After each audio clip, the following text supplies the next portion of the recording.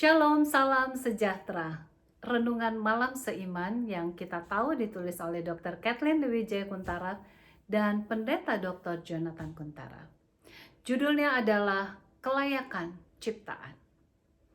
Maka aku menasehatkan engkau supaya engkau membeli daripadaku emas yang telah dimurnikan dalam api, agar engkau menjadi kaya, dan juga pakaian putih supaya engkau memakainya, agar jangan kelihatan ketelanjanganmu yang memalukan, dan lagi minyak untuk melumas matamu supaya engkau dapat melihat. Wahyu 3 ayat 18 yang adalah ayat inti dari renungan kita pada malam ini. Pekabaran kepada jemaat Laodikia merupakan juga suatu kebutuhan untuk jemaat sekarang ini. Betapa sering kita merasa kaya padahal kita adalah seorang miskin, merasa pintar walaupun sebenarnya bodoh, merasa kuat padahal lemah, merasa sanggup padahal kita dalam keadaan yang memerlukan pertolongan surga untuk kehidupan kerohanian kita. Ellen G. White menuliskan dalam manuskrip nomor 36 tahun 1890 bahwa mungkin terdapat sebuah diskusi di antara manusia mengenai kelayakan seorang ciptaan Tuhan di hadapan Allah, di mana setiap orang berjuang untuk mencapai keunggulannya, tetapi mereka tidak menyadari bahwa baik secara prinsip maupun tabiat mereka, justru mereka itu telah salah tafsirkan kebenaran Kristus. Mereka berada dalam kabut kebingungan. Mereka sungguh membutuhkan kasih ilahi Allah yang digambarkan seperti emas yang dimurnikan dalam api. Begitu juga mereka membutuhkan jubah putih dari tabiat Kristus yang suci, serta minyak pelumas mata untuk melihat betapa tidak layaknya makhluk ciptaan Allah untuk memperoleh kehidupan kekal melalui usaha mereka sendiri.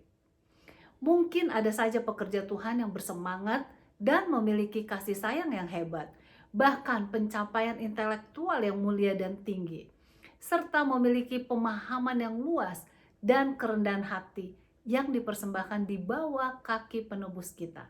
Namun, mereka sama sekali tidak mengakui karunia dan talenta yang diberikan Allah kepadanya.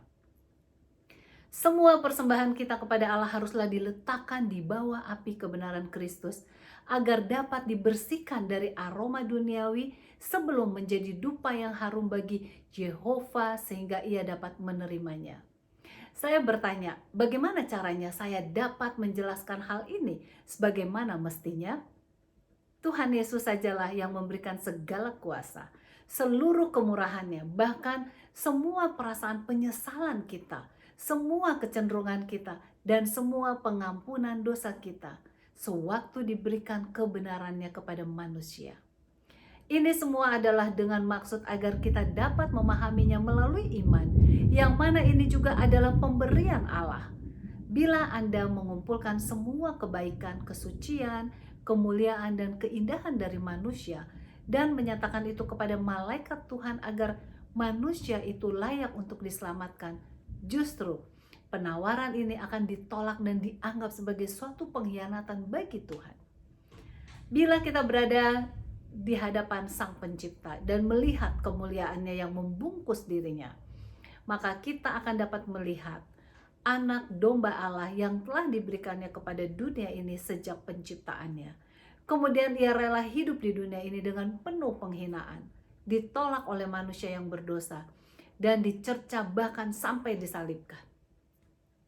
Siapakah yang dapat mengukur pengorbanan anak domba Allah yang tak terbatas itu?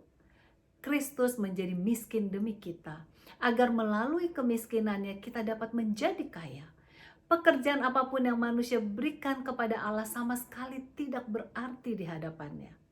Permintaanku hanya dapat diterima oleh Tuhan oleh karena semuanya telah diletakkan pada kebenaran Kristus.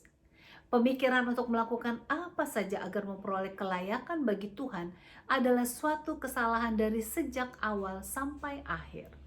Ingatlah lagu yang menyatakan, Tuhan, di tanganku tidak ada sesuatu berharga yang dapat kubawa, hanyalah dengan semata-mata bergantung pada salibmu. Sesungguhnya itulah satu-satunya kebutuhan kita sekarang ini, yaitu memiliki kebenaran Kristus agar kita dapat layak di hadapan Tuhan. Maukah Anda senantiasa memohon ya? Tuhan Yesus memberkati.